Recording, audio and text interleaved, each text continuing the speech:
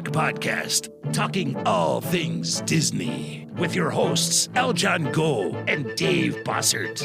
Welcome yet again to another episode of Skull Rock Podcast.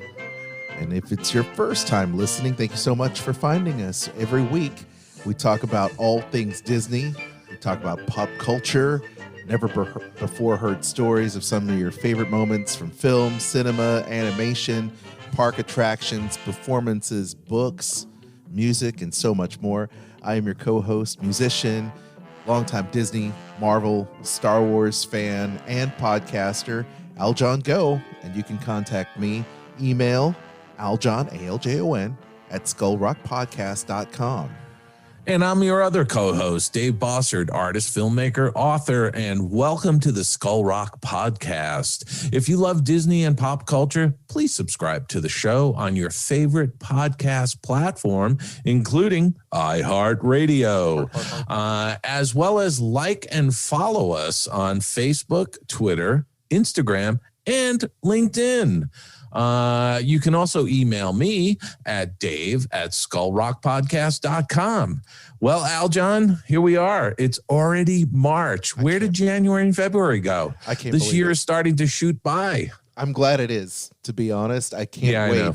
I can't wait to get out of the winter doldrums and welcome in spring, where we can hopefully everyone get their shots and everybody can start enjoying life again. Yes, it will be the roaring 20s once everybody is vaccinated. That's for sure. I can't believe it. I mean, we have so much to talk to, and we have a great guest. We have Cristy Maltese, who's a background artist, color stylist, art director, visual development artist. She's going to be our guest on the show today. And just coincidentally, because March is Women's History Month, so I was happy that it worked out this way, that we're having Cristy as our first guest of the month. Serendipitous, is it not? It is. I like it. Just like my life. Well, speaking of Women's Month, we can talk about some of this news. Skull Rock Podcast, ripped from the headlines. It's Skull Rock Podcast headline news. 8.6 million, Dave. 8.6 million for Raya and the Last Dragon, #1. I never thought I would see a day and date when 8.6 million was a success. Well, it was not only #1, but I mean, for crying out loud, being touted as a opening weekend. Right. I honestly, to me, this is a movie that probably should have opened to $100 million weekend. Don't you think? Yeah, I mean, you could say the same thing about Soul. We could say the same thing about so many of the other films. Any of these films that were released during this pandemic, it's crazy.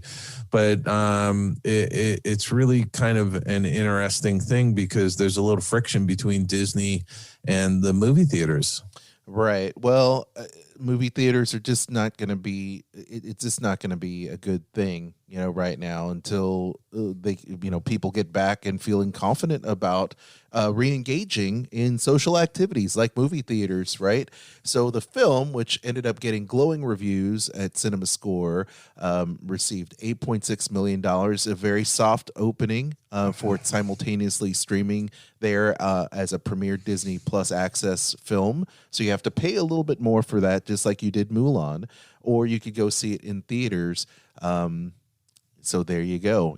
Tom and Jerry just a week or so ago scored 14.1 million earlier for Tom and Jerry, which is a very cute film.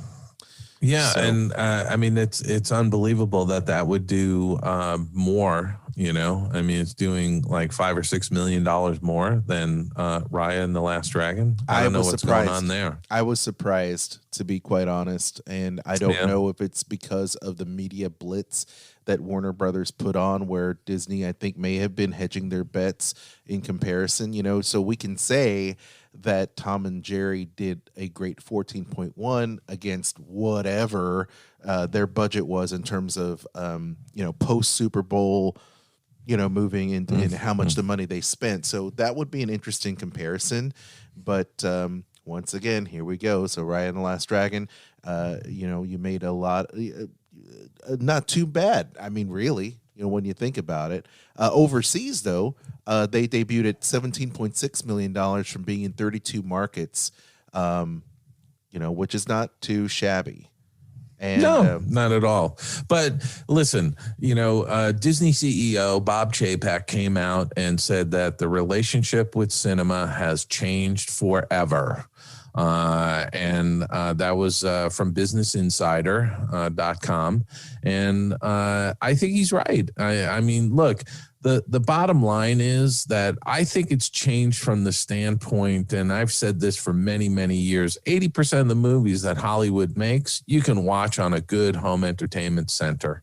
If you have a good home entertainment setup, large flat panel, good sound system, any one of these rom-com movies or, smaller films, you can watch those at home on demand.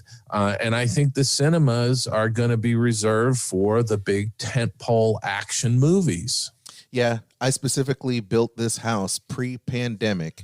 We moved in. By the way, this is a celebration. I've been in this home now for a year.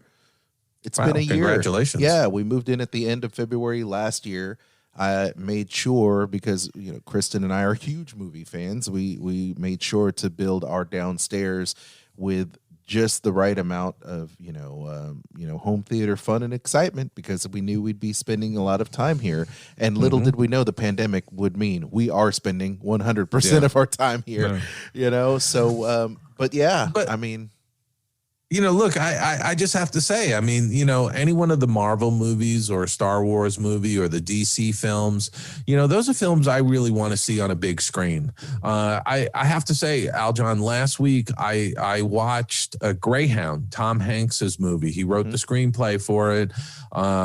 And it's based on the battle for the North Atlantic during World War II.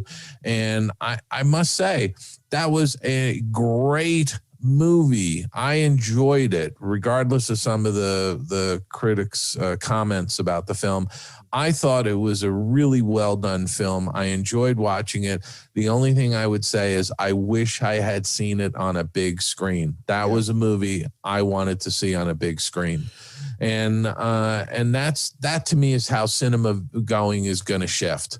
I think people are going to be much more selective on what they are going to go to a movie theater to see and pay money to see at a theater. One of those quotes from that article, Dave, was that Bob Chapek said that viewers would no longer accept a gap between theater and on-demand releases. Do you believe that's true? Can you put the genie back in the bottle now? I think it's going to be very difficult. If they want to, they will. I mean, look, let's put it to you this way. If Disney is going to release a Marvel movie that makes $1 billion at the box office, yeah, they're going to hold it back a month or two before it goes on to Disney Plus. I think they have to, with that kind of money, and the cost of some of those films. When some of those films are costing $175 or $200 or even more than $200 million to make a film, they need to bring in big box office, and the only way you're going to do that is letting those films out to movie theaters and then delaying the release of that film onto the streaming platform. That's what it boils down to. Now, look, you may put the movie out, the 1st of March and let it run for 4 weeks in the movie theaters to make your $1 billion and then put it onto the streaming platform. That gap is going to close and it's going to be much shorter for sure. But again, there's certain movies I'm just not going to watch on a streaming platform because I'm not going to get the entertainment value that I'm looking for, that, compared to going into a movie theater or an IMAX screen. Some of the big action films, some of those Marvel films, I will only go see it on an IMAX screen because I want that full experience. It seems like it's going that way. I know that everyone's talking about the new Mission Impossible and a bunch of other great action movies. I mean, you wanted to go see James Bond, on those big screens, and I think it's going to be great. I'm hoping that we do see a lot of these films get a re-release during the time when the movie theaters are open again. So that's just something that we're going to have to pay attention to. I believe, like you, Dave, that these films do need to be released on the big screen, and I think that people will want to go out there and see them. We'll see them again, and if the content is good, they will go out and see it. And I think that people will. I think Disney can re-release both last Avengers movies to the box office to bring people and make theaters happy because they want to see them. They just want to see it. I agree with you. I agree with you 100%. But also, hey, let's face it. Everything's going to start to reopen. And what do we got going on out here in California? Disneyland versus Governor Newsom. And really what's going to wind up happening now is that the amusement parks in California are going to start to reopen at the beginning of April. So for everybody out there listening, Disneyland is going to reopen, probably at a limited capacity, but it's going to reopen, which is fantastic, along with all of the Six Flag parks, Universal Studios, San Diego Zoo, and Legoland, and all of those places are going to reopen. They're going to start to reopen in April. And I think that's just good news for the economy. It's good news for, for people to get out of their homes.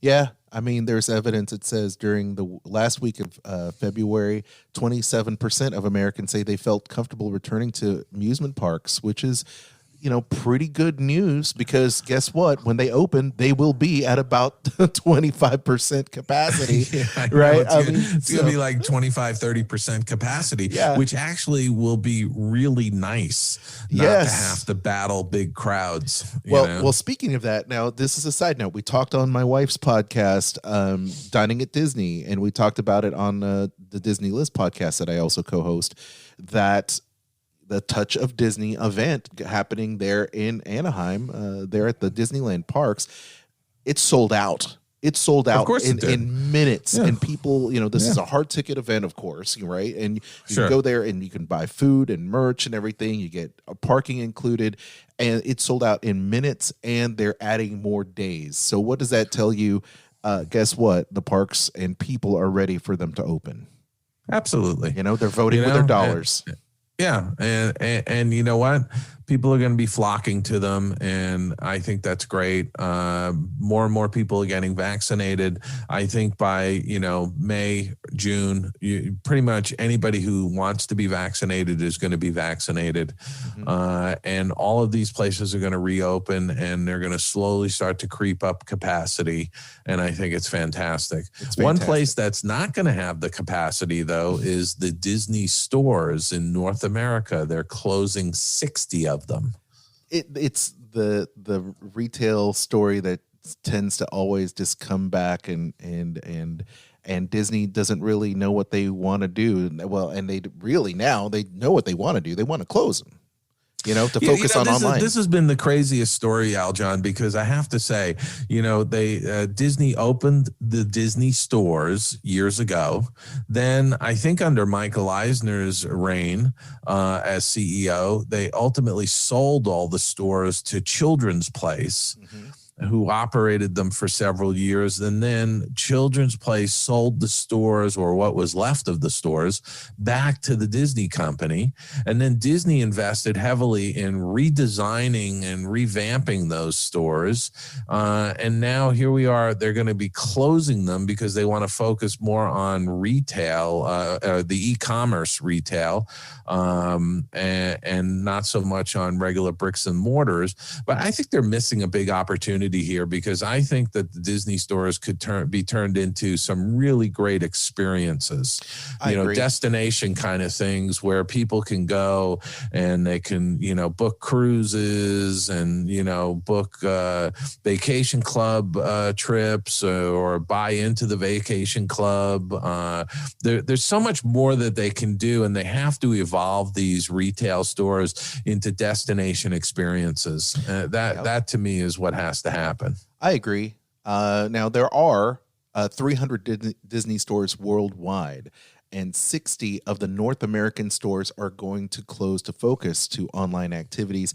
I don't know how many of those stores in the United States are going to close. You look at 60 of 300 worldwide, and of those, I guess, is it all of them, Dave? Is it all of them? Because it's a very interesting. I don't know what that means. Well, they're basically saying that they're closing 60 stores in North America. So if they have 300 stores worldwide, I mean, obviously that's 20% that they're closing.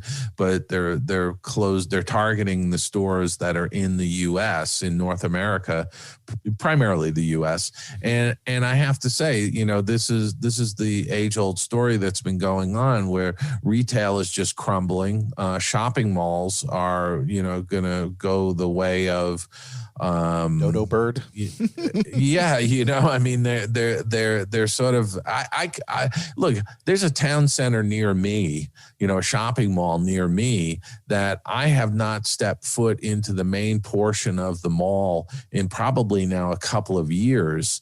I've gone to some of the restaurants that are on the periphery of the mall, but I haven't actually been in the mall, and so there's a big sea change going on in retail that is going to go on for some time until they figure out how to make those shopping malls destinations for people. And that's really what it boils down to. How do you attract people there?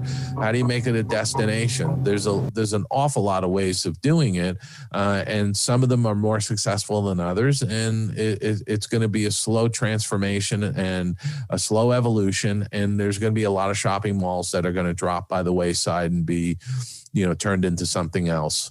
That's true. Well, going back to streaming, it looks like one of our favorite shows, Dave, The Simpsons, is getting another renewal for not one but 2 seasons. I thought this was fantastic. I mean, look, it's all about the writing. It's very topical, and I have to say, who doesn't love the Simpsons? I'm a huge fan. I think I've seen almost every single episode. Amazing, Dave. More than once. That's amazing. More than once. You see, between The Simpsons, and I can't fault people for liking them. Kristen and I are Family Guy fans, because we love that edgy, but edginess and South Park. So it's good to see that these animated shows are continually showing that they have legs. And congratulations to the team, because once again, it is a great property and great storytelling. Speaking of great storytelling, Dave, I know that WandaVision had its series finale this past Friday. And it crashed the system again, didn't it? It crashed the system. And once again, I have to say that congratulations for a great storytelling. I have to say that I was a big fan of what they're doing with the show. And I can't wait for more Elizabeth Olsen in the MCU. And hopefully the rest of the family and villains will come back too. And by the way, I have to say, Jimmy Woo, Randall Park, is just, I think he's going to be the new Phil Coulson of the MCU, because he's just too good to okay, don't give too much away, because I still have some catching up to do on WandaVision. Well, you've seen WandaVision thus, some of the episodes, maybe you're halfway there, but Randall Park. I'm halfway through. It's the year of Randall Park, because not only was he great in Ant-Man, he's great in the new NBC show with The Rock, the Young Rock. Jimmy Woo he is the guy. And of course, Fresh Off the Boat was a great TV show too for ABC, because what up, Asian represent, gotta Asian represent. And Randall Park is just great. So I can't wait to see your take on WandaVision. Dave, when it's all finished for you. I'm going to try and get through it this week, and we could talk about it next week. How's that? Great. Let's do it. And also a big shout out to the MCU team, because we didn't touch base on this, but they did reveal the new Spider-Man name for the film, Spider-Man No Way Home.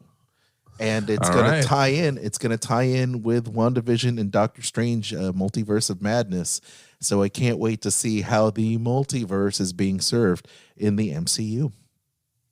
Fantastic. There you go. Well, this is, I mean, there's so much great stuff, and I just think that there's going to be a tremendous amount of people wanting to get the heck out of their homes and go to movie theaters, go on cruises, go down to Disneyland and Disney World and the other parks out there, and really sort of like I said, it's going to be the Roaring 20s over the next couple of years with people. Wait.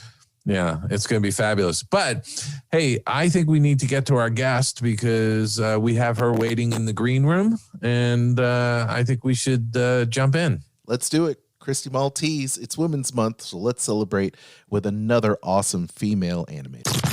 Skull Rock Podcast, interview time. Oh, Aljon, I am so thrilled to have our next guest, Cristy Maltese, with us. She is a key background painter, a visual development artist, an art director. She's somebody I've worked with for many, many years in the business. She worked at Disney. She's worked at a bunch of different animation studios. So I want to welcome you, Cristy, to the Skull Rock Podcast. How are you doing? Dave, it's an honor to be with you. I am just fine this morning. Thank you very much. Excellent. I'm happy to talk to you and Aljon this morning. You know, I got to tell you, Cristy, all the years that I have known you, I had no idea that you worked on the Smurfs, the Flintstone Kids, and Popeye and Son. I didn't know that. What's the story behind all that? So actually, I'm not even sure if I worked on Popeye and Sons. I'm not sure about that one. Well, it lists you as doing 13 episodes. Yeah. Yeah. It could be, I just don't remember. Or I could have done, I don't know, something on one of them that was reused in several others. I don't know. But my first job in the animation business was at Hanna-Barbera. So yes, I painted a boatload of Smurf backgrounds. The first background I ever painted, the first thing I ever painted was a overlay. It was on the Flintstones, and Dino the dinosaur was supposed to be running away from camera over a little hill. But there wasn't anything for him to run on. The hill was there, but there wasn't a little pathway. So I had to take a cell and paint an overlay of a little pathway, which basically consisted of, a couple of coats of one color of paint in a semi-little arc thing. And that was it. That was the first thing I ever painted.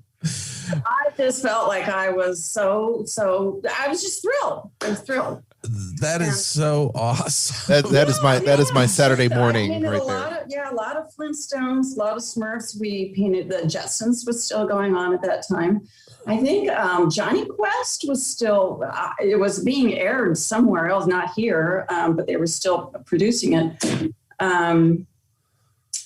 So it was kind of like a boot camp for background painting, wasn't it? Because it was Hanna-Barbera was. Well, Hanna-Barbera was a boot camp in general for the animation process. It was a fabulous place to start. And thank you, Al Gamir. Thank you, Marzette Bonar, for being out on maternity leave. And Al had to replace her with somebody. And I was at the right place at the right time. But let me ask you this question, Cristy. How did you get to that place? Like, were you painting when you were in high school? Yeah. Did you know you wanted to get into an art career? Like most of us. Path? Yeah. Yes, like almost all of us that I have met in the animation business, I was always painting, drawing, something. there were 2 or 3 kids in every class who everybody knew were the artists. Mm-hmm. Yeah. And I was one of those. And I do remember my mother not really freaking out, but I do remember her talking about my crayoning on the hardwood floor. So yeah, my art career went way, way, way back. But yeah, I always wanted to do, my goal back then in high school was that I wanted to illustrate children's books.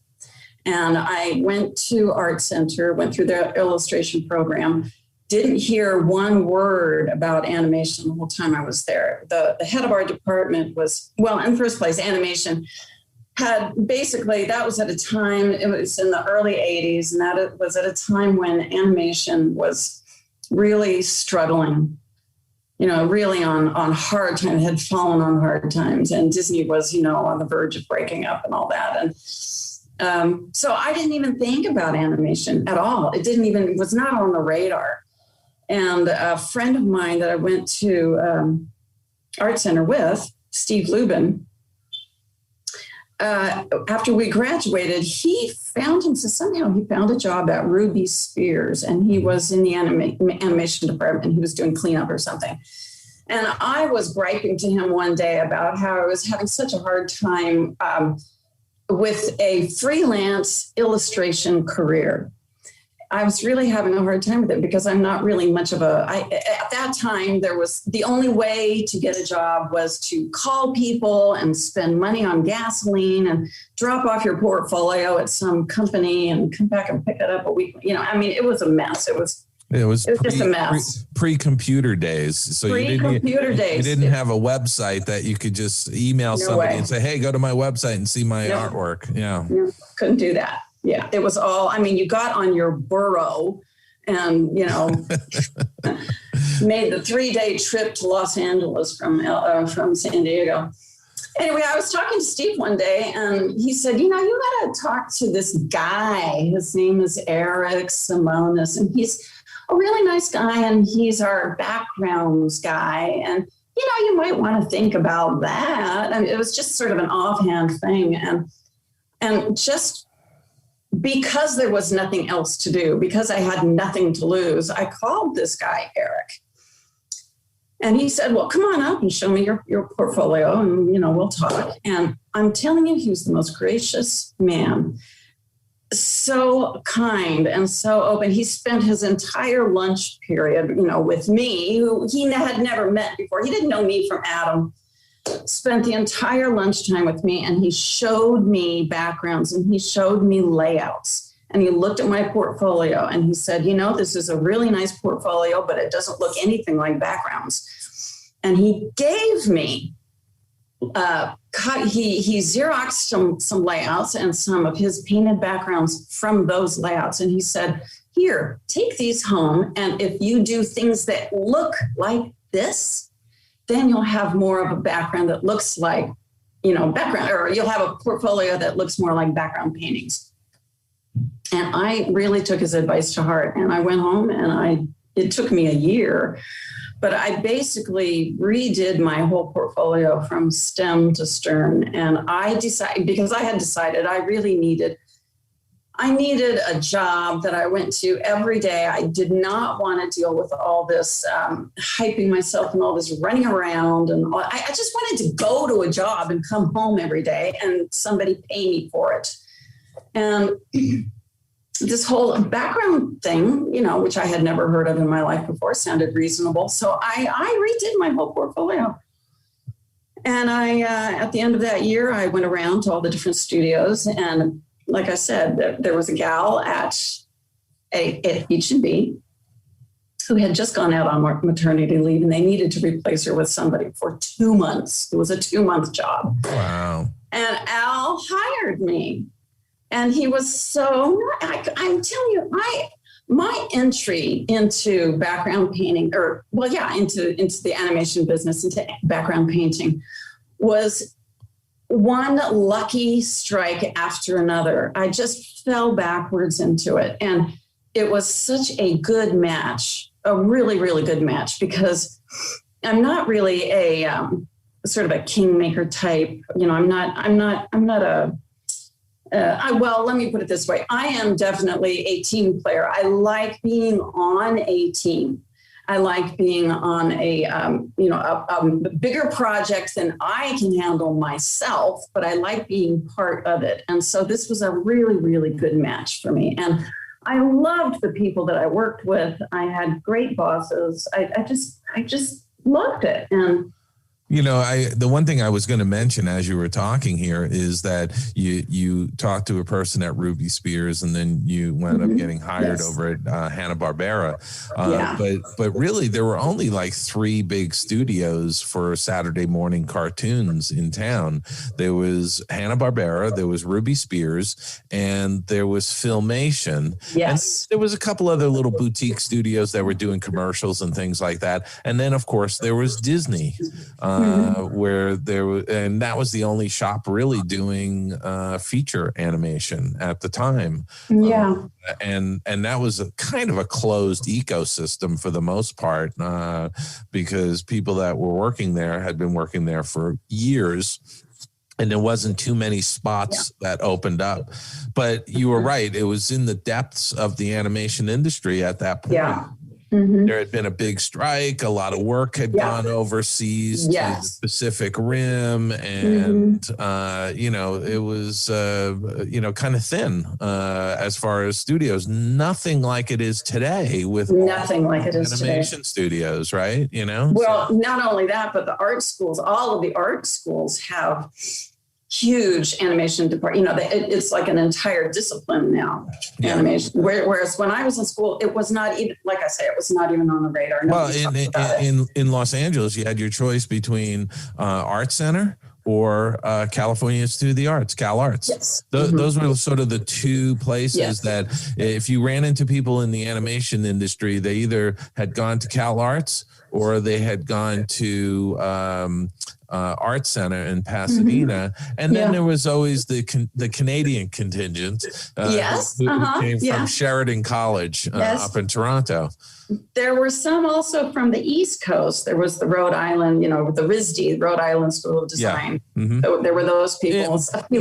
But few and far between, right? The odd person from the School of Visual Arts in New York City or something, Yeah.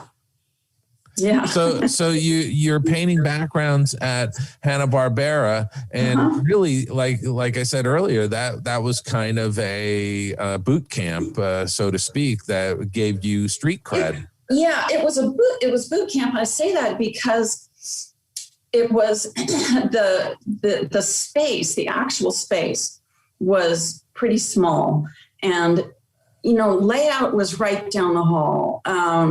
The Xerox department was, just right around the corner. Everybody that I needed to talk, if I had a question on a layout, all I had to do was walk down the hallway, and talk to the guy who did it. Or, I don't know, it was a way of, you kind of got thrown into the deep end, and you learned the entire production process by osmosis, and just by sheer necessity. I really learned the process of animation, of course, of 2D animation, which came in handy when later on when I came to Disney, because at Disney, when I did come to Disney, which was a couple of years later. Disney was a different animal. It was, it's huge company, and departments tended to not kind of mix a whole lot. Like if you had a question on a layout, you would go to your supervisor, your department supervisor, and that person would go find out. So and it was just a little bit more insular. The departments were a little more insular at Disney. And it was a different way of doing Disney has their own animation process that was different from other studios. And also you had the luxury of a little bit more time. Oh, yes. But that was another reason that I am so glad that I started at Hanna-Barbera, or at a TV studio, because those kinds of deadlines really got you in shape for you do a whole lot of editing in your head before you even put a stroke down on the paper. No, without question. And I think, working under those heavy duty deadlines actually instills a bit of a work ethic in you. Definitely. Right off the bat, that you're constantly striving to get something done in a reasonable amount of time. Whereas when we were working on, because you came into Disney on The Little Mermaid. Yes. Yeah. And so there was a little bit more time to spend on painting backgrounds. I mean, just to give our listeners a just sort of a sense, how many background paintings would you have done at Hanna-Barbera in a week compared to how many backgrounds you did when you got to Disney on The Little Mermaid? Probably the pace was about 3-1, I would say. So you do easily. You would easily do 4-1. How many backgrounds in 1 week would you paint at Hanna-Barbera on average? Probably 3. 3 at Disney 1. Yeah. Okay. Yeah. So that just really shows, I think, the more time you have on a feature, and also the quality that's going into it. Because the Saturday morning backgrounds are less detailed and broader definitely. paintings for the most part.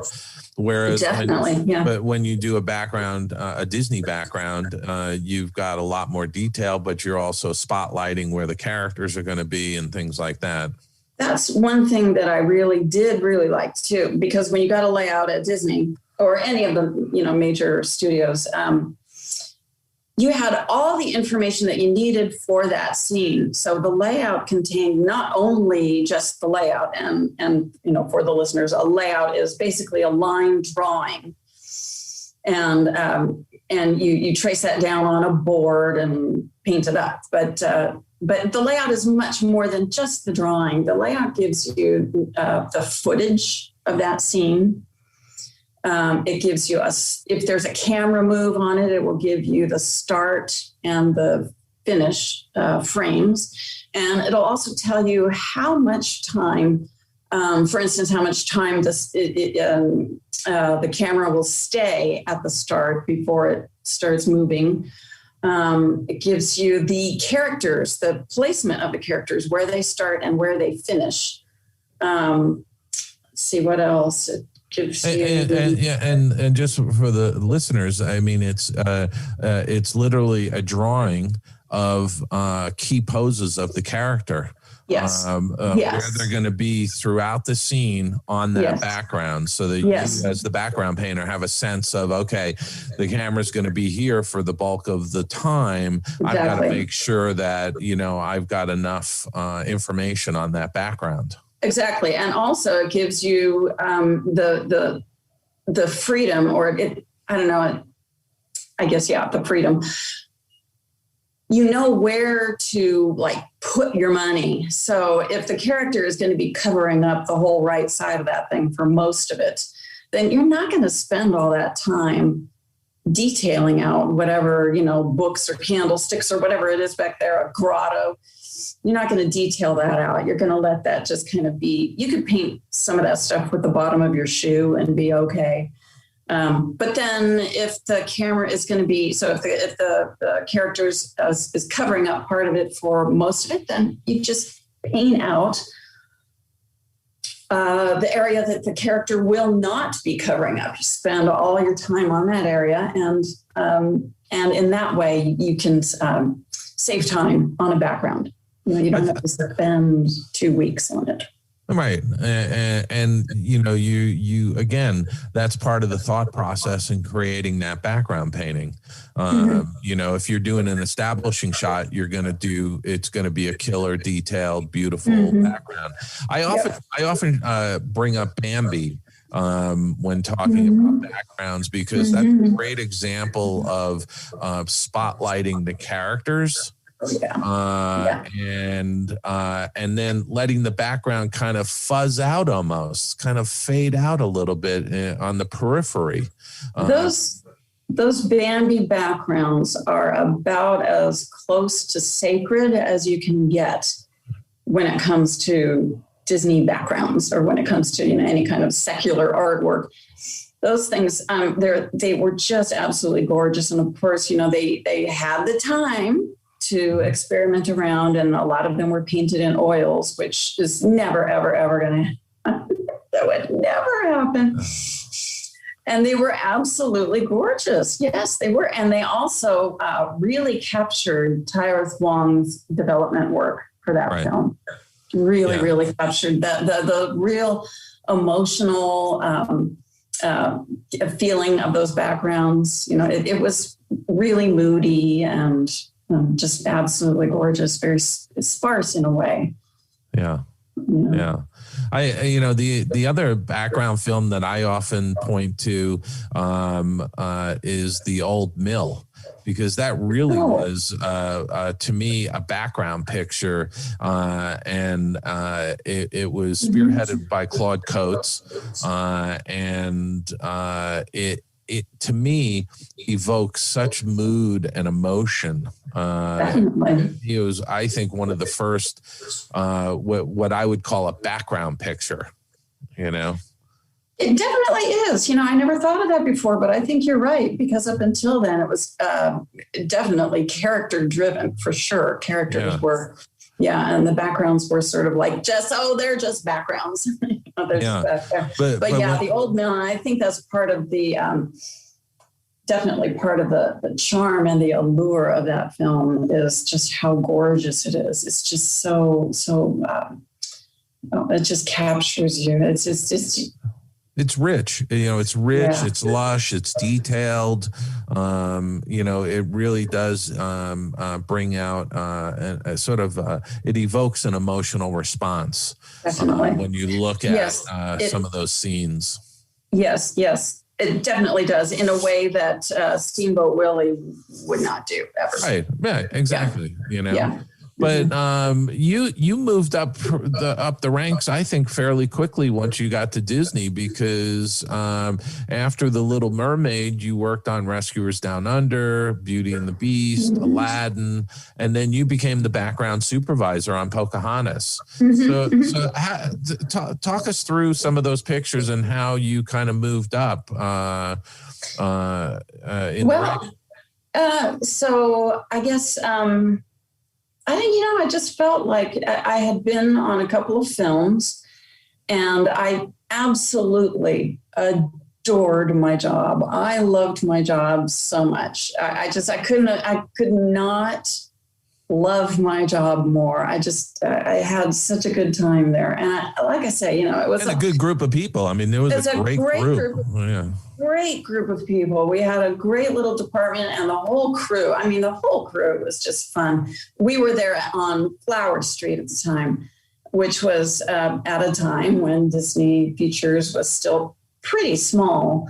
And, you could see, bump into Peter Schneider in the hallway and have a little chat. But I had been there for, on several films, and I don't know what some kind of little bee got in my bonnet, and I thought, maybe I could run this zoo. Maybe I could do this. And so I decided I knew Pocahontas was coming up. It was a project that intrigued me. And I did some development work on my own, and I showed it to Mike Gabriel, who was one of the directors, and Mike Jamo, who was the art director. Yeah. And I just kind of kept on feeding them work now and then, and I was just kind of stunned when they asked me to head up the department. And I was very happy to do so. I was just thrilled, and it just it worked out really well. I knew everything on that film. I was up to date. I was current on every single thing that happened in every single scene. Like, I could tell you the sequence and scene number of anything in that film. That's always the way, isn't it? It's seared into your brain. when you were doing some of the early stuff that you were feeding to Mike Giamo and Mike Gabriel, were you referencing the J.C. Leyendecker and had that come into play at that point yet? No. And no, what I just wanted to say to the listeners that oftentimes on a film, the artist will gravitate towards a particular style or an artist that influences or inspires them for creating the look of a picture. And for Pocahontas, it ultimately boiled down to J.C. Leyendecker, who was an illustrator back in the Art Deco 1920s, 30s period, right? Mm-hmm. So yeah. When did that come in? Yeah, I did not even know that Leyendecker existed. Well, in the Pocahontas world, I didn't know that they had been looking at him. I had no idea who they were looking at. Oh. No idea.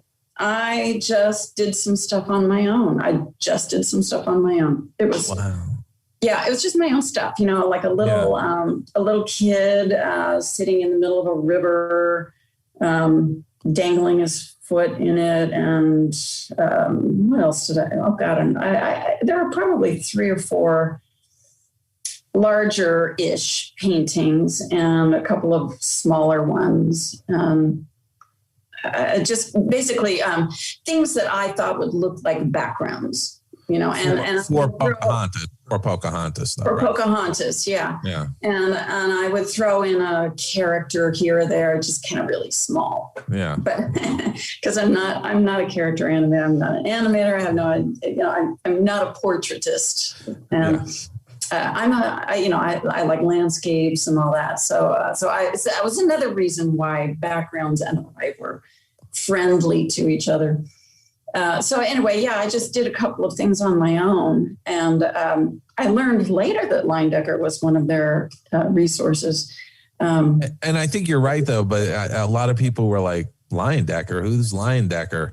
But there's all these great artists that had specific styles from the teens and the 20s and the 30s, And you can see it. You can see it in film history. You can see it in Disney film history, who they were looking at as reference, if it was Arthur Rackham or Tennyson or Tenniel or like even on the early films like Snow White and Pinocchio and Fantasia. I mean, you do have that sort of European book illustration look to it. Whereas when you get to 1950 and Cinderella, you start to get into that more graphic look that where animation was starting to go towards the UPA style and all of that. So, but I always find that fascinating because one of the things I always love about Disney films or the Disney animated features is that each one had its own style, really. Yeah. And so no matter what your source material is, it always kind of evolves into its own little style. Correct. Yeah. You're not copying those people. You're being inspired by them, and you're sort of taking inspiration to create the look that you're going for a picture. And certainly Pocahontas has a really specific look. And if you look at Pocahontas and you look at Frozen, you can see some similarities there. And again, same art director on both of those pictures. So he loves his magentas. He does, doesn't he? He's a wonderful man. Wonderful man. I learned more. Here's another thing. Mike Giamo, I learned more from him artistically working on Pocahontas, however long it was, 2 years, close to 3 years, I think I was on it. I learned more from him than I did at Art Center, than I did at school from all of my teachers. I learned more about how to design a page, and I learned more about color relationships too. Color styling. Yes. Mm-hmm.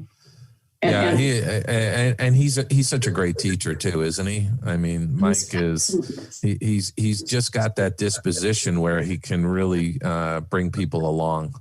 He's a good communicator. Mm-hmm. Yeah, he really is. So when you were working in backgrounds at Disney, I have to say, you were there for Little Mermaid, Rescuers Down Under, and Beauty and the Beast. You overlapped, I think, with Jim Coleman. So you knew Jim, yes. Didn't you? Mm-hmm. Yeah, right? Because Jim was kind of transitioning. Jim was the background supervisor, I think, through Black Cauldron. And then after Black Cauldron, he wanted to just be a background painter. And he transitioned out of the studio into his fine art work, that fine art painting that he's known for now. Yeah. But there was really, I think, a really great group of artists in the background department during those years, wasn't there? They were excellent. I think at some point, everybody at Disney has this, what am I doing here moment. Sure. Yeah.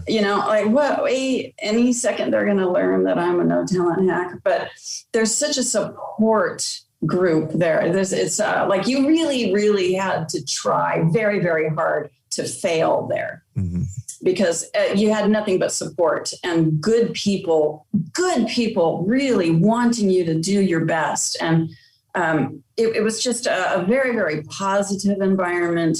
Everybody knew each other. It was very family-like. Like we were all siblings, and you'd have like little spats here and there, and then everybody would make up, and they'd be kids and make up again. And I've often thought that there would be a great book. There's a really good book in there somewhere about the background painting department, because we had the one guy. Yeah. I was going to say there's a good book in each department. There is definitely. Yeah. We had one guy who was always practicing his golf swing. I don't know when he painted because he was practicing his golf swing so much. And then we had another guy who always took a nap in the middle of the day under his desk.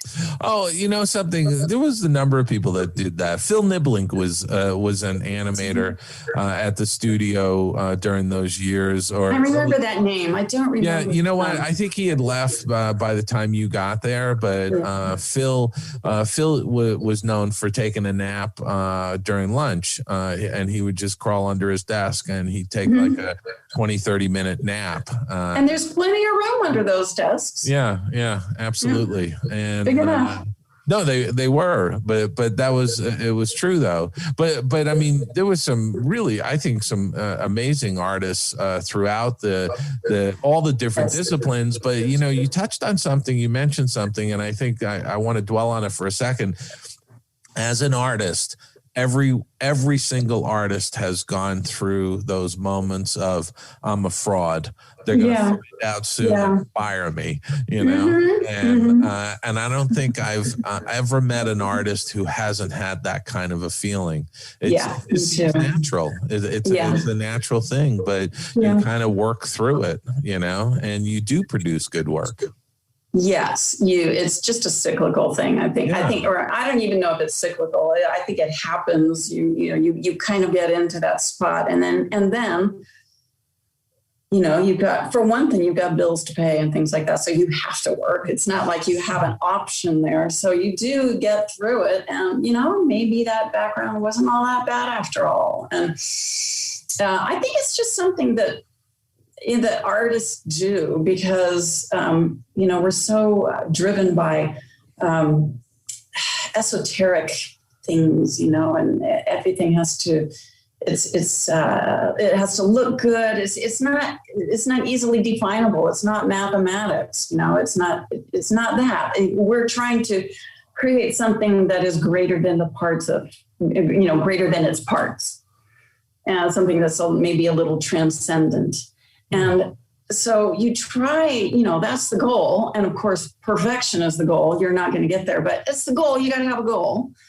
And so it's, when you create something that you know where all the bodies are buried, and you can point to 100 places in that background that you wish you could have changed.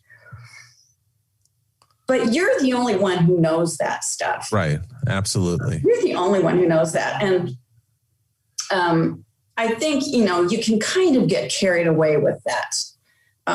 This background has so many problems with it. And you can kind of get carried away with that. But I think, there are ways of getting around that. You just like you say, you just work through it and. Yeah. And you know, something, you realize that everybody's going through the same thing too. So everybody does go through that. And I think that's something it's important to recognize and to confront, because, we've all had these fabulous careers, since getting into the business, and you just keep moving forward. And yes, there's always going to be that scene that you did in a movie that you see from time to time and say, I wish I had just cringe, whatever, or I wish I had changed that, or I wish that I wasn't so rushed to get that done, Yes. But it is what it is, and I think that you just improve from picture to picture to picture, or project to project. Yeah. What do you remember? What do you remember most about that period of Little Mermaid through Pocahontas? Because it really was sort of an explosion within you look to that, and it's sort of the nucleus of the renaissance of Disney animation. Really taking off again. And yes, you mentioned we were at Flower Street, and just again, a lot of our listeners think of Disney animation being on the storied Disney studio lot in Burbank, which is where I started. But by the time we got to Little Mermaid, we had already been moved off of the studio lot to Glendale, a couple miles down the road from the studio, into a one-story sort of warehouse-like building. I think there might have been 150 or 170 of us in, and it was sort of like almost the demise of Disney animation. And fortunately, it wasn't. It was the rebirth of it. Yes, strangely it was, because I don't know if you remember, or I don't even know if you effects artists had these conversations, but in the background department, there was kind of some grumbling, a little bit of grumbling about the digs that we were in, the conditions of this place, because it was clearly a repurposed warehouse. It could have used a coat of paint. It could have used, 100 things to improve it. But, and then at some point they announced plans to build this big, fabulous building on the main lot for all the executives. Yes. And I remember that because all the lawyers were going to go in there, all these, anybody who was not an artist got this big, splashy office and stuff. And we were just in shock. I couldn't believe our eyes, when that came out in the paper. And anyway, it wasn't long after that we were, we were moving into another great big building of our own. Sure. But I do kind of, it was cramped. It was small. They really made it. I mean, they made an effort to make it more livable. More livable. Which is relative. Totally relative. But there were definitely, there was a whole phase that I went through on Pocahontas where my office somehow, I don't know, there was something about the wiring in that building where my office would just blink out. I would just lose all my lights would go out, everything would go out. I would have to go charging over to color models. And there was this little reset button behind somebody's I don't know, cube or something. I had to push that reset button, for 30 seconds, then go trundling all the way back to my office, and my lights would be back on again.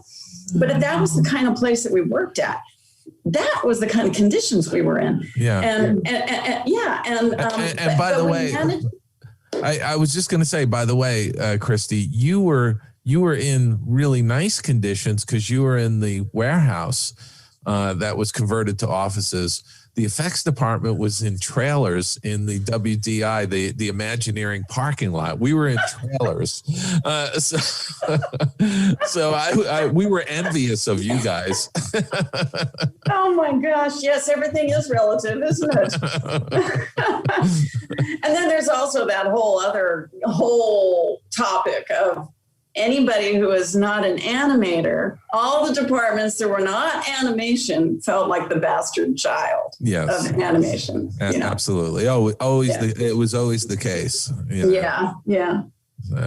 But I think though, as soon as they moved us off the studio lot in Burbank, out of the original animation building, into that warehouse, it was sort of like we were out of sight, out of mind, and it allowed us to create all those great pictures. Because I have often said that about Florida as well. Yeah. They were out of sight. Did you ever work in the Florida studio? Did you ever go down there? Well, they helped us out on Pocahontas, and also, so I did go there. Yeah, like for a few weeks or something, right? Yeah, I went there for a couple of weeks, and just loved it. Man, that was a real magical little spot. Once you got over the fishbowl. Once you got past the fishbowl aspect of it.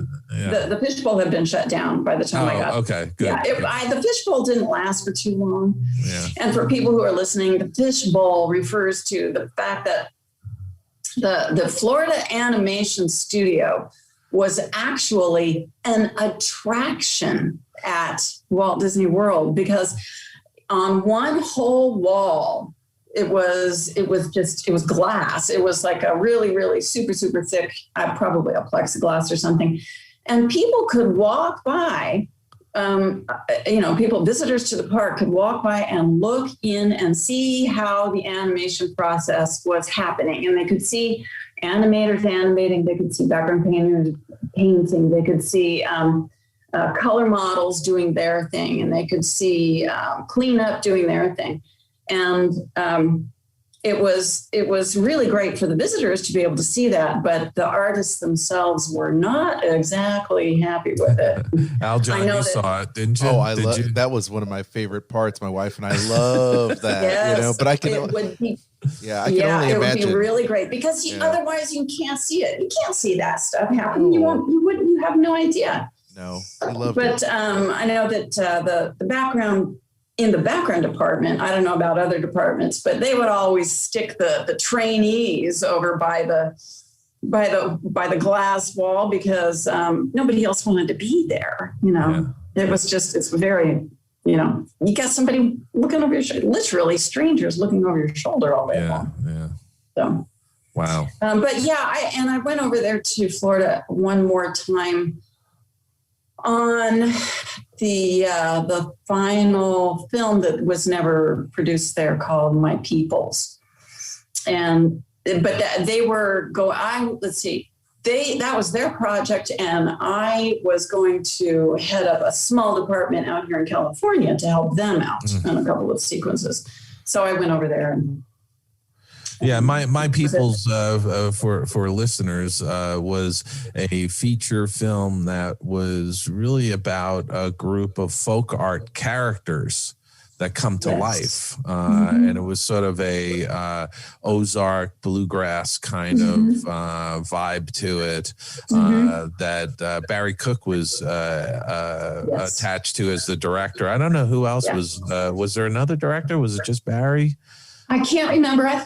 I can't remember. Yeah. I can't say. I do remember Barry. I don't. If there was another one, I don't. Yeah, but it was in development, and it was I think a victim of them closing the studio down. They just decided not to do that picture, and then close the studio. Dolly Parton had written some beautiful songs for that film. Yeah. Gorgeous songs. That's right. Yeah. Wow. I remember seeing a lot of visual development on that picture, and I really was looking forward to actually seeing that movie. And I was really sad that it never got made. Yeah. I thought it would have been a great film. Yeah, I do too. Maybe they'll resurrect it someday. Maybe. You never know. Little Mermaid started out in about 1942 or something. Yeah, that's right. They finally got released in 1989. Exactly. And also the Snow Queen was developed in the 40s as well. Yes. And eventually became Frozen. Yes. So, there's always hope that some of these pictures will be dug out of the archives and actually resurrected. Yeah. What are your fond memories of working on backgrounds? And by the way, you're still working. You've worked on Enchanted, you worked on Home on the Range, Curious George, Hotel Transylvania, Cloudy with Meatballs, Cloudy with a Chance of Meatballs 2. You've art directed. I actually hired you to art direct on The Cat That Looked at a King for the 40th anniversary of Mary Poppins DVD. Yes. So and we're working together right now on a project. We won't talk about it, but Cristy and I work from time to time. Actually, Cristy doesn't live very far from me, so post or pre-pandemic and hopefully post-pandemic, we do get together for an occasional glass of wine here and there. You're such a tease, Dave. I rope you into that, and it's real easy to rope you into that. You all you have to do is say wine, and I'm there. I don't have to twist any arms at all. Remember that one time I sent you an invoice, and it said 1 bottle of quality red wine. That was my whole invoice. That was her. Yeah, it was, because she did some little thing for me that took her like 10 minutes to do it, but she could do it and I couldn't, and I made good on that. We had a very good bottle of wine, if I recall. I think it was a Stag's Leaf. Yes. Okay. Yeah. Yes. That's all you had to say. I'm like, wow, Dave, nice. You didn't get the bottom box this time.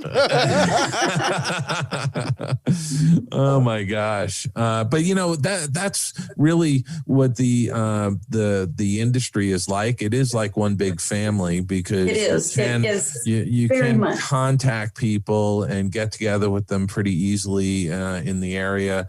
And everybody helps one another out. I don't think I've ever reached out to Cristy with something that I wanted to have her work on, where she said, no, I don't have time, or I can't do that. She's always said yes to me. Yeah. I think that's true.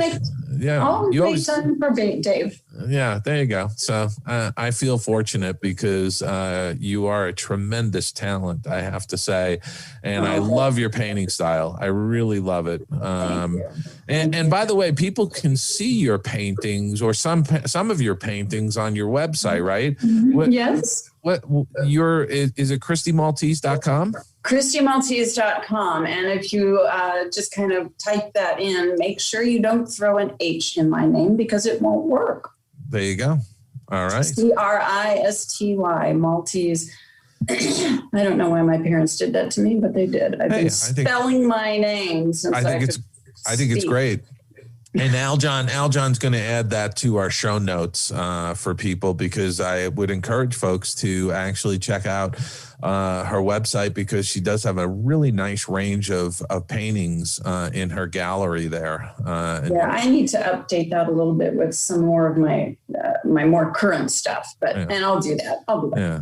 So, getting back to the background painting, I know you have done a lot of different jobs over the years, and you do a lot of visual development work now.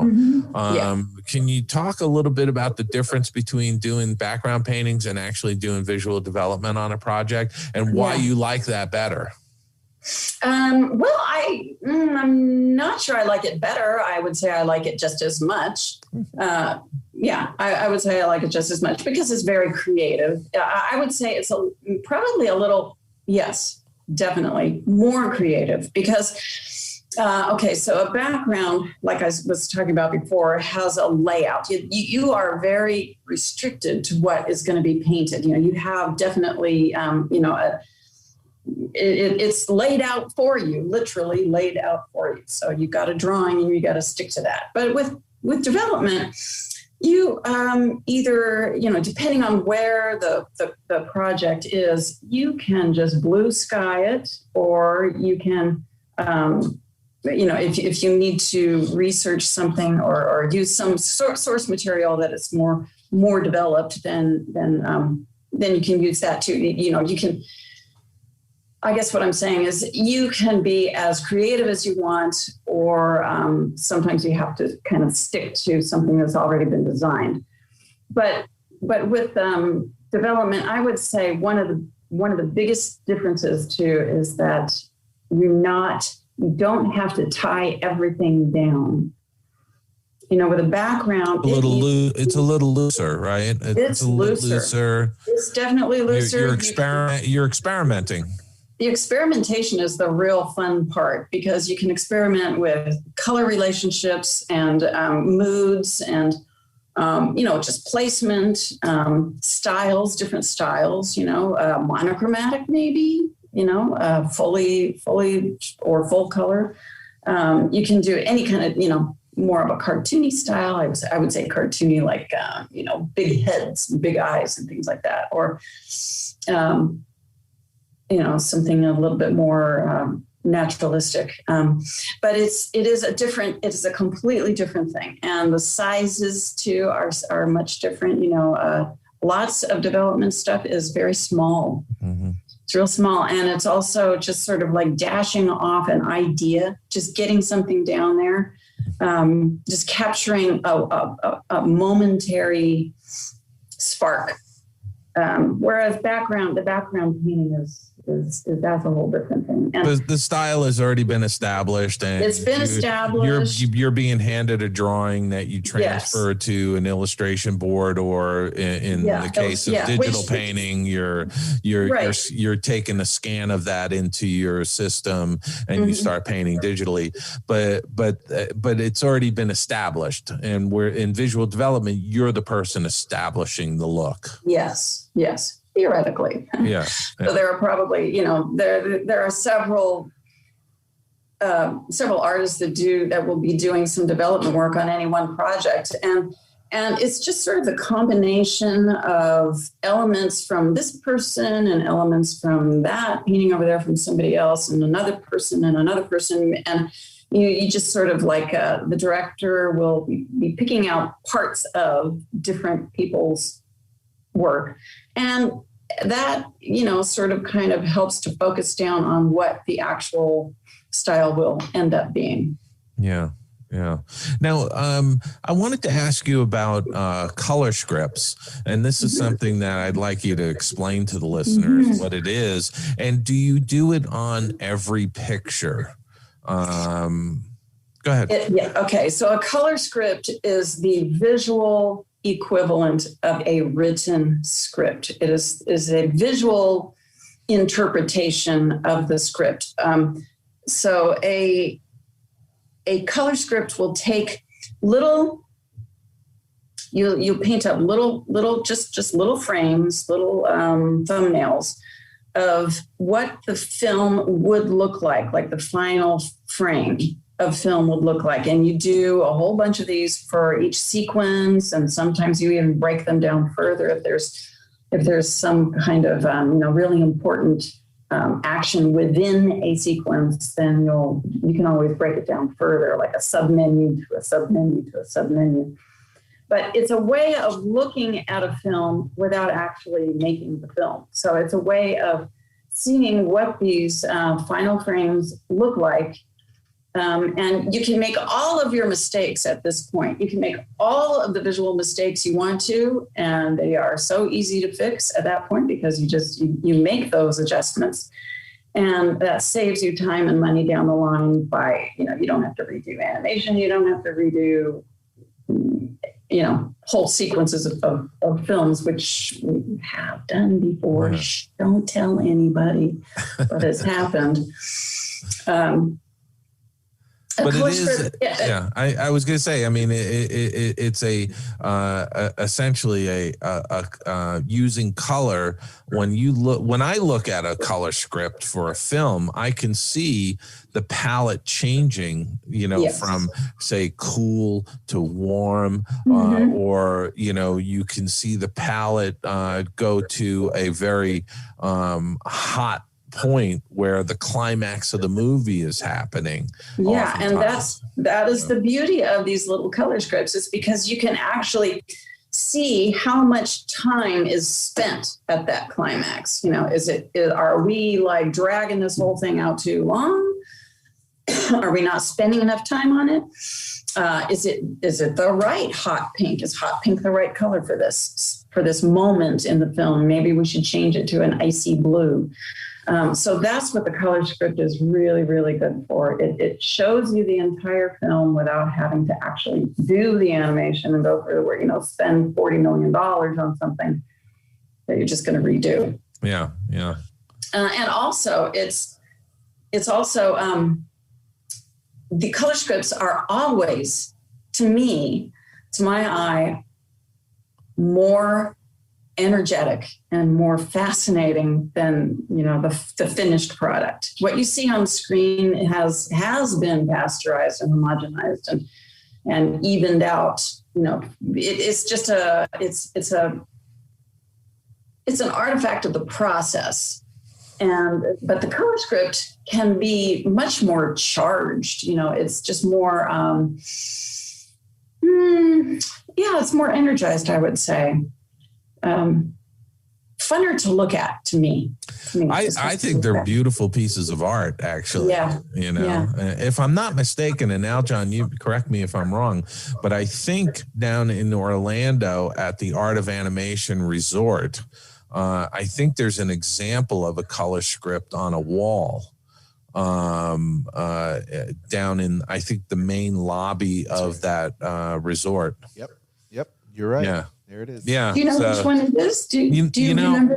Gosh, I cannot remember what it was from, but the Art of Animation Resort uses it's like 4 hotels with one like main building, if you will, and I think they use The Lion King, Finding Nemo, Cars, and Mermaid. Little Mermaid.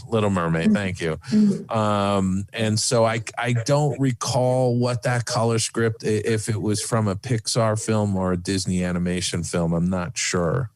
I could probably eliminate Mermaid. Because there was no color script? There was not a color script. Yeah. There was not a mature color script the way that we the way we visualize them. The way we do them now. Yeah. And by the way, if the listeners want to see what a color script looks like, I think you can Google it. And there's probably some examples on. I've got a few on my site too. Yeah. But you can just Google color script and it may be a color script from Finding Nemo. I'm not sure. I'm not really 100% sure. So they actually have color scripts, I think, of, oh gosh, I want to say it is Finding Nemo, just looking at the different photos of the lobby. Yeah, so it is probably Finding Nemo. I think it's Finding Nemo, but it's pretty cool how you can see, as Cristy, you were talking about, the different colors as it pertains to the different scenes of a particular film. So it's I think it's really cool. Yeah, you can see if it's warm or if it's cold. Yes. Somebody should do a book on color scripts and just literally. Yeah, Dave. I know, really. Put a book together. I'm giving away ideas here. Put a book together on just the color scripts from all the Disney animated films that had color scripts. I think that would be kind of interesting. You know, fun. I mean, really just a visually fun book to go through. But you know, what are some of your favorite backgrounds? Just as a fan of being of well painted backgrounds. Any background out of Sleeping Beauty. That is for me. That is the pinnacle of design and color, and oh gosh, it is just to me, it's the most beautiful film, the most beautiful. And of course, that was Ivan Earl, and there's one scene where they're in the glade. They've just met. Aurora and the prince have met, and of course they instantly fall in love, and they start dancing, and then she says, "What's your name?" Or he says, "What's your name?" One of them says, "Hey, by the way, what's your name?" But when they start dancing, it's a long shot. It's an establishing shot, and they're dancing along, and they're reflected in the stream beneath them. Oh my gosh. It's gorgeous. Oh my God. Yeah. It's just the most beautiful 6 seconds of film I think ever made. It is just absolutely luscious. And so yeah, I would say Sleeping Beauty. I know, the Bambi backgrounds, of course, were absolutely incredible too, as was Pinocchio. Oh yeah, I mean the Pinocchio, Geppetto's workbench. They're just absolutely stunning. Claude Coates at it, I think at his height, as a background painter. I mean, unbelievable. But still, I say, Sleeping Beauty wins out. For me, that's the winner. I think that's great. I mean, everybody has their own favorites, and that's what's so wonderful about it all. And what are you doing now, aside from working with me occasionally? But yeah, I mean, whatever you can talk about, I think is great. So a couple of months ago, I finally. For the last several years, I've been working on a project. I don't know if I can talk about it. I think I can. Well, don't. If you can't, I mean, So I've been working on an unnamed project for several years now. Oh, that's awesome. An unnameable project for several years. And just a couple of months ago, we broke for, I'm not sure how long I have left, but I have at least another couple of months before it picks up again.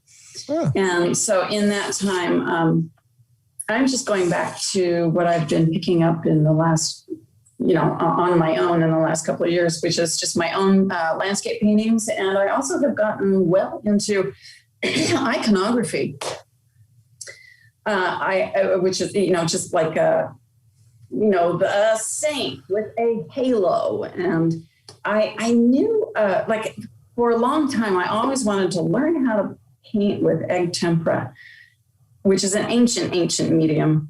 And I was just, I noticed this little blurb in the church bulletin one day about this guy who was teaching people how to paint icons with egg tempera. And so I went to the meeting and I was just like totally hooked. That was about 3 years ago. So I've been doing iconography and landscape paintings in my spare time.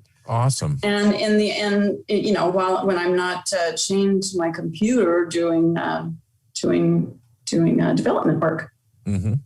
That's awesome. Wow. Yeah. I mean, I have to tell you, though, it really is amazing in this business that, there was this period of time in the 1990s where all of these artists came together to work on some incredible animated films as part of this renaissance of Disney animation. Yeah. And then everybody's kind of gone to the wind, so to speak, to go off and do all these other incredible projects and work knock on all these and the difference between when we got into the studio, into the business and now is that there's so many more studios. There's DreamWorks, there's Sony ImageWorks, there's Warner's, Disney, Universal, Warner Brothers, Universal, Netflix. It just goes on and on, and that's what's so amazing about the business today is that there's so many places that you can go to get work at if you want to, as opposed to what it was like 30 or 40 years ago when there was, you could count on one hand the studios that were, you might have a chance of being able to get a job at, So we were we were lucky. I just feel like I was just right place, right place, right time. Right place, right time. Right place, right time. Thank God. Well, this has been fabulous, Cristy, chatting with you. I'm so thrilled that you came on to the show. And by the way, I would say that it was just coincidental. Cristy and I were talking before we started recording the show. It was very coincidental that it happens to be the first weekend and our first Skull Rock podcast of the Women's History Month, and so it's great. It's great having a woman on for the first show of Women's History Month, but it was really just kind of a coincidence, I mean, I always view my colleagues as artists first. Yes, that's one thing that I really love about this business too. Is that we're all artists first. And it's all about, it's not just being an artist, it's about your talent and everybody's at different levels and proficient in different areas and everybody helps one another out. And I think that's wonderful. So anyway, I just wanted to say it was just thrilling to have you on our show and hear more about how you got into the business and what you've been doing in the business. Can I say just one more thing? Yes, absolutely. One more Always. Because for anybody listening, for listeners, pay attention to backgrounds because they don't just happen. That's one thing that I wouldn't say it's my life's mission is to make people aware of backgrounds, but backgrounds are only backgrounds. That's my first boss, Al Camira, used to say that it's just a background. And he's absolutely 100% correct. But if that background isn't there, you notice something's missing. Like if you're just looking, you and I, Dave, we have seen animation just without a background. You just saw black or something.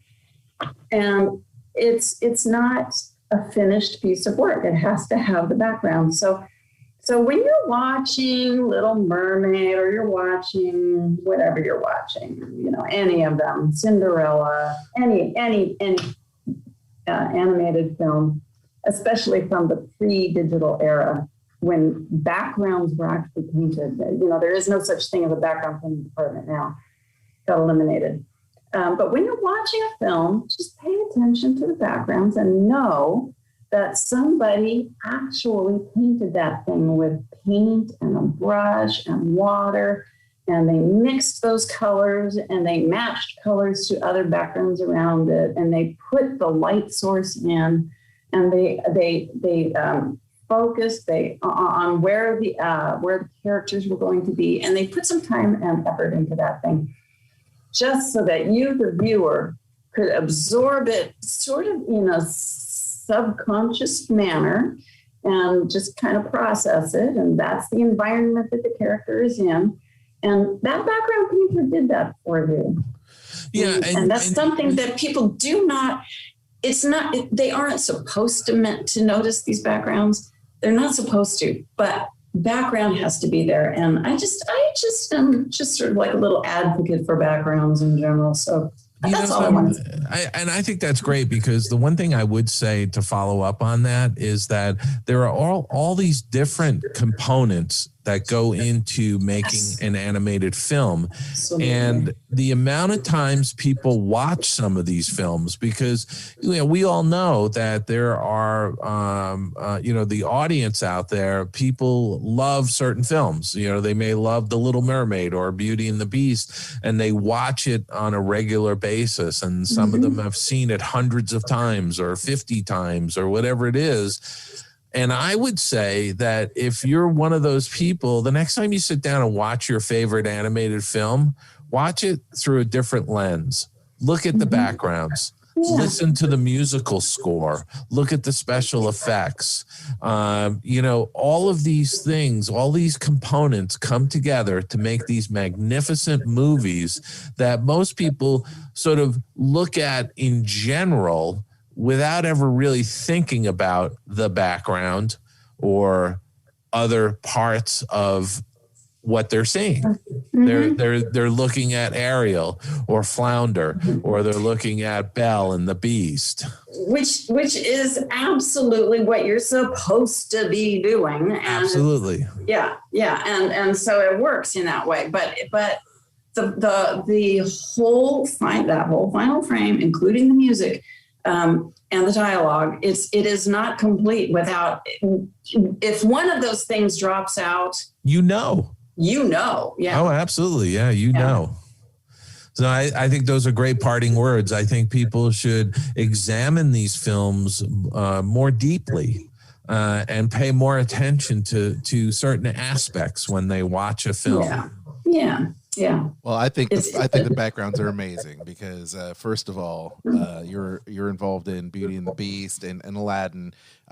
My wife and I's respective favorite films: Aladdin for me, Beauty and the Beast for her, and the backgrounds are absolutely amazing. And so there is one background in Beauty and the Beast that I kind of cheated on. Okay. Which your wife may be aware of if she has watched it, a bazillion times. She has, yeah. But there is a point where Maurice, Belle's father, is lost. He gets lost, and he's on his horse, and he sees a signpost, and on the signpost there are some, names. They happen to be Valencia, Newhall, and Saugus. And Anaheim, because that day I was tired. I couldn't think. Well, I live in Valencia. You were I can put that there. You were mischievous, Well, and when you look at these animated films, there's all kinds of little things that people have thrown in. The artists have put in their names. Yes. I think in Hunchback, they're in one of the big establishing shots of Paris. There's a satellite dish and a motorhome. Care of Mike Humphreys. Yeah, you can see. I think in that establishing shot, you can see Belle moving through the crowd. From Beauty and the Beast, there's all these funny little Easter eggs, as they call them now, that are harmless and just sort of fun. And if you know where to look for them, you'll find them. So that was the perfect segue to what I was going to ask, because Cristy's here, and being a great background artist, so prolific, I wanted to ask, where are some other Easter eggs maybe that you and the team may have kind of put in there, other than that Beauty and the Beast one? Because we knew about that, and that's awesome. But I've got to know. Inquiring minds got to know. You know what, Aljon, I wish I could tell you, but the thing is, people don't we didn't really disclose where we were putting these things. And I know of others which will remain unspoken. And for background painters, if it was going to be something within the frame, then you had to be very, very, very careful about what you were doing. Because at some point, it was right after Mermaid, or maybe during rescuers that that it turned out that people were going to be watching these things on DVD and they could just like you freeze a frame. And up until then, that was not an issue. But yeah, if it was outside a frame, so there were plenty of guys putting Yogi Bear outside of over there on the other side of the tree that we'll never see that kind of stuff. But yeah, as far as those go, Alton, there really aren't any. There really aren't any that would be like I just told you about the one that was the most blatant one that I've ever put in. And I didn't even think it would show on screen. And when we saw it in dailies, people giggled. And I called the art because they saw it. And I didn't think it was going to be visible or noticeable. But I called the art director and I said, people saw this, so you might want to change it. And they never changed it. I love it. Yeah, those things. If it showed on screen, then you had to be very, very, very discreet about what you were putting in and you just kind of kept it to yourself. Like there was one guy who would put like the initials of his kids on license plates and things like that. Yeah. And something, most of them, I would say 99.9% of these things are harmless and fun little things if you can find them. The one or two sort of questionable ones that have come out over the years were unfortunate and shouldn't have been in there. But I think for the most part, it's clean, wholesome fun, as I like to call it. Yes, I think very some of the Disney-esque. Yeah, I think some of the coolest. Exactly. I think some of the coolest, backgrounds, like I said, are in Aladdin and Beauty and the Beast. And thank you so much for that, and thank you so much for also supplying some great art from growing up on Saturday morning cartoons. Because because I think the Smurfs and the Flintstone Kids were just pretty much on everybody's mind. If you grew up in that era like myself, we definitely love that stuff. So. It was appointment TV on Saturday mornings. Yeah, absolutely.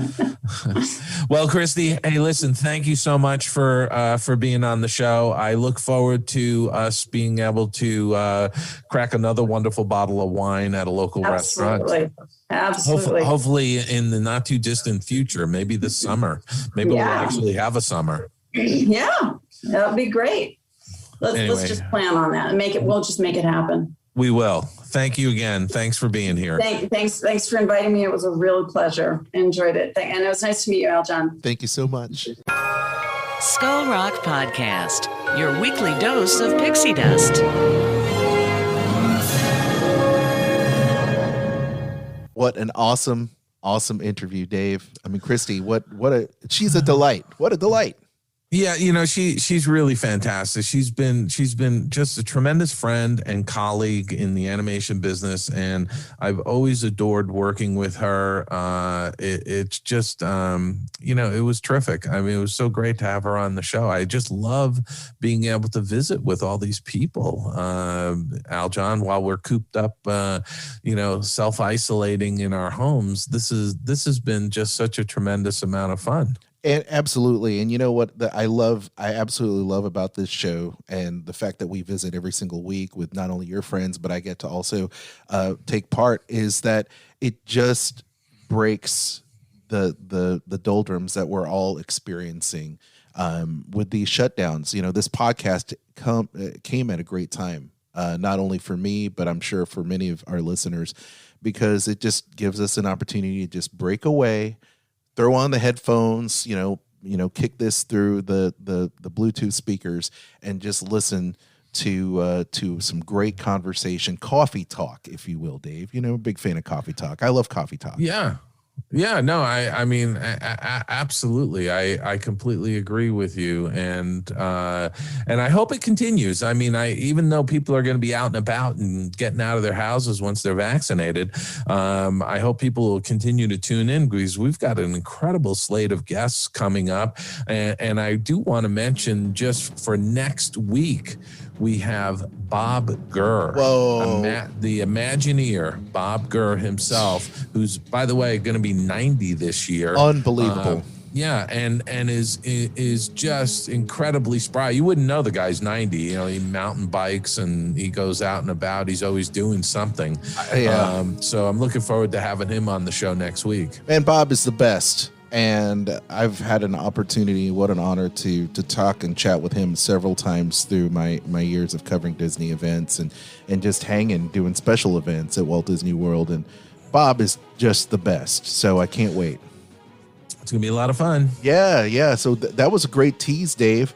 And once again, I encourage everyone, if you're a fan of the show, you just stumbled upon us, please subscribe to our show on your favorite podcast platform and like and share and subscribe to our feed there on Facebook and Twitter and Instagram. We do appreciate that. And visit skullrockpodcast.com and email Dave or myself. We love getting emails, and we encourage you to just reach out or just DM us on any of those social media platforms, and we'd love to hear from you. Dave, anything else you'd like to add before we kind of sign off for this week? Yeah, I just want to let people know that there are some author signed copies of 3D Disneyland like you've never seen it before. And those are available at theoldmillpress.com. theoldmillpress.com. You can order a author signed copy. Just wanted to give it a little shameless plug since they just got a whole bunch of new inventory in on the book. And that's about it. I am excited about the fact that it's staying lighter out longer. We're going to go to daylight savings time in a week or two, I think it is. Mm-hmm. And everything's looking up. People are getting vaccinated. It's the world is going to open up like a flower and bloom. I can't wait. And I'd also like to give a little shout out to our friends at Disney Dorks who allow us to kind of post when new stuff comes along. What a great community for Disney fans over at Disney Dorks. And also Sorcerer Radio.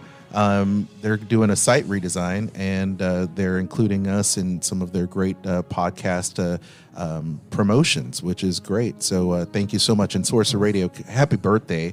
I've been a member of Sorcerer Radio as a DJ with the Disney List, and before then the WDW Tiki Room. Now they've been around, Dave, for 20 years.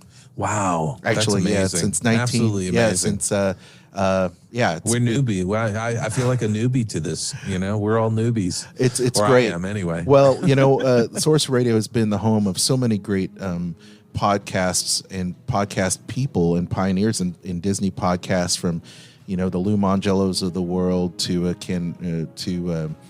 so many people. But that's just one notable person that had been part of the early days of Sorcerer Radio, and Lou and I are still buddies. So it's great that the Sorcerer Radio fans are doing great and promoting our show as well. So thank you so much to the Sorcerer Radio community for 20 years. I have to say, Aljon, let's just take it a step further, because there's so many great podcasts out there. The Bancroft Brothers have a podcast. There's laughingplace.com. There's the Tiara Show with Tammy Tuckey. Yep. There's a tremendous amount of really great people that are doing some really good shows. So certainly seek those folks out. Yep, absolutely. And I'm sure we're going to be going on those podcasts again to promote this show, because I know we've been on Lynn Barron's show at Sweep Spot and so many others. But all of those people, great people. So if you love this podcast, not only subscribe and give us those reviews, but also subscribe to our friends as well. They'd love to see you as we build this podcast community. So that's it. All right. Well, have a great week, everybody. Dave, thank you so much. And we'll see you next week. Thank you, Aljon. Right on. Have a great week yourself, and I will see you next week. Take care, everyone. I'm Kristen Hetzel, vacation planner, world traveler, Disney foodie, and theme park fan. I'm Aljon Go.